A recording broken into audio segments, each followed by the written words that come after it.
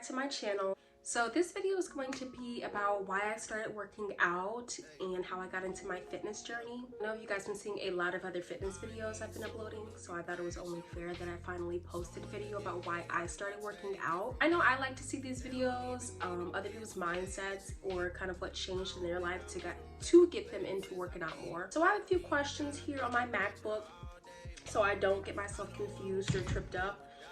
And so this video isn't like 30, 40, 50 minutes long. I'm just talking, rambling, because I do that. But I just have a few questions that I would ask somebody who I'm interested in getting to know how they started their journey, or questions that I would think you might be curious about. And so yeah, we're gonna get started. So let's get to the video. So I think I'm gonna sum this video up in about 5 questions, just so this video isn't too long. And if you guys want to hear more, I can always make more videos about it. So how did I initially become interested into fitness? Why did I start? What was the introduction to that? And I can go back to, I want to say in high school, I did weight training, which kind of exposed me into weightlifting and powerlifting and the basics and technique of lifting. So I wasn't shy or really intimidated to go to a gym because I already took that class in high school, and it exposed me how to use the equipment and reps and sets and kind of like that gym and fitness terminology, which I know trips up a lot of people. Also to add, it was a women's only weight training class, so it was much more comfortable, less nerve-wracking, because it was just nothing but women in there. We were all learning the same thing. And then I went to college and I was in my own routine for a little bit before COVID, which allowed me to be able to go to the gym, because of course, paying all this money, we have a gym we could go to. So went to the gym like every day. I had a bike. I was biking and walking everywhere. So I was very toned and in shape all my freshman year of college. After I transferred, I just did online for a little bit. I got recently in a relationship, so you have that relationship weight, that happy weight. I gained weight, of course.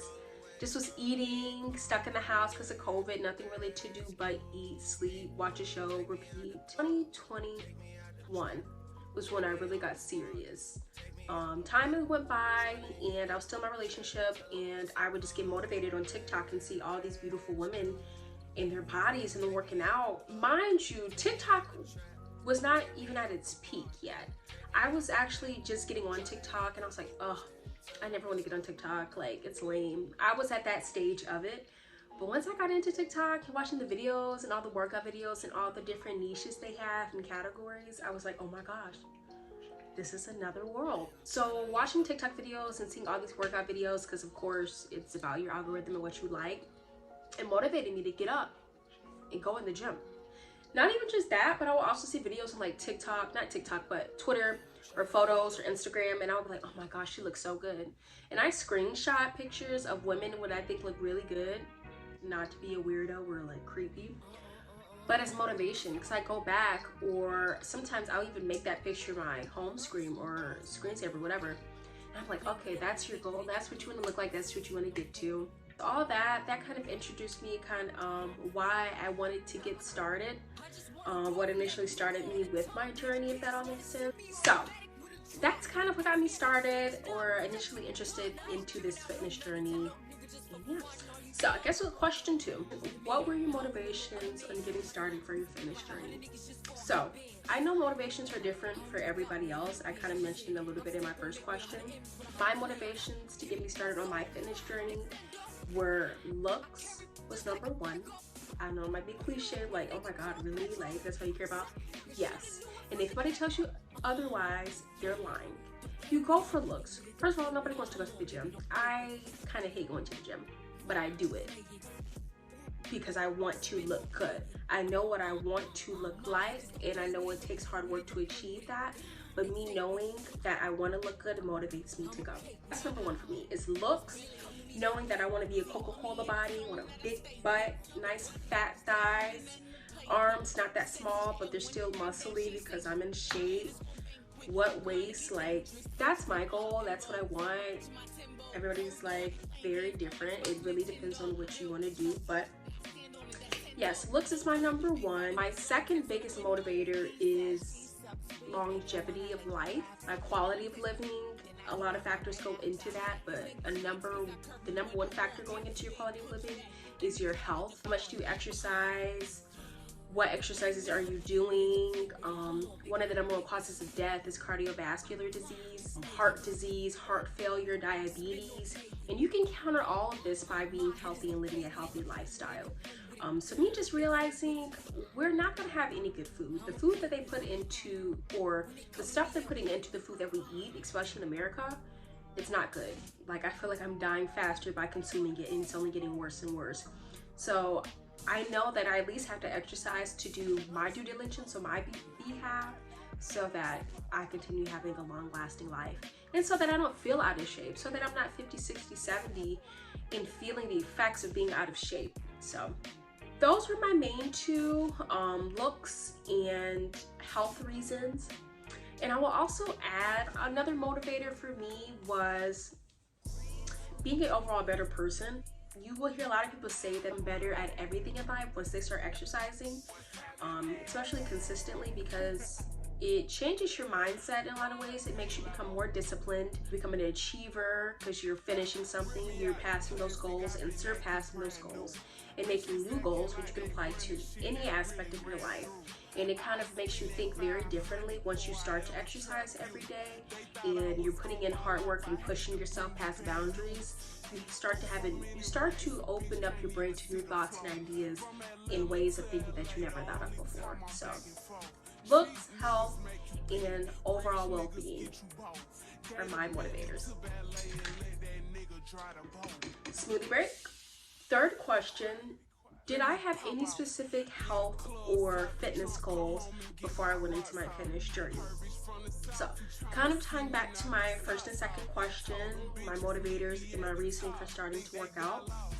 My specific goals when starting this journey, which I would say officially started 2021, 2022, because that's when I was consistently working out. The goals for that were to, at the time, tone up my body overall and lose weight. I was really chubby or overly out of weight, but I had a couple fat in places that I thought was not attractive, not cute on my body, especially my body size. I'm a very petite person, meaning that I'm only 5'1½". That's as tall as I'm gonna get. So I can't have that much weight on my body because it's not really healthy, actually. So all that in mind, starting that, my goals were to lose the little weight that I had already, tone up my body, and then once I got to lose that fat and tone up my body, work my body to gain muscle and to form the shape that I wanted to form. The third goal was to grow a bigger butt, because why not? Who doesn't want a big butt? Like, those were my very specific goals when I was going into working out every day, and then what I thought of every day and with every exercise, even now that I do, but back then specifically starting. Those were the goals that I wanted to achieve, and yeah. Question 4, what steps did I take to get started on my fitness journey? So the specific steps that I took to actually start this journey efficiently and consistently and accurately was, number 1, getting your gym membership, figuring out where you want to go, what type of gym you want to go to, how much you want to pay for a gym membership, and then that's pretty much going to be the jump off for everything else. That first step, finding the gym, I knew at the time where I was living, I just wanted to go to UFit. $10 a month, call it a day. I don't need anything crazy, nothing special, nothing fancy. I'm on a mission. This is the mission. We don't need to be pretty. That's it. Once you start going, what also helps me were creating a plan beforehand. Like I said, me already taking a weight training class and a fitness class, I knew what exercises were and what they were called and the names of them. So I would make myself a workout map or workout plan, or look one up on the internet and write it down in my notes on my phone so that I knew what I was doing for that day. This does take quite some time, at least for myself, because I didn't have anybody teaching me exactly what to do and how to target every single muscle. I'm still learning myself. But figuring out what exercises you actually like doing that target what you need to get done is very, very, very, very, very, very, very, very, very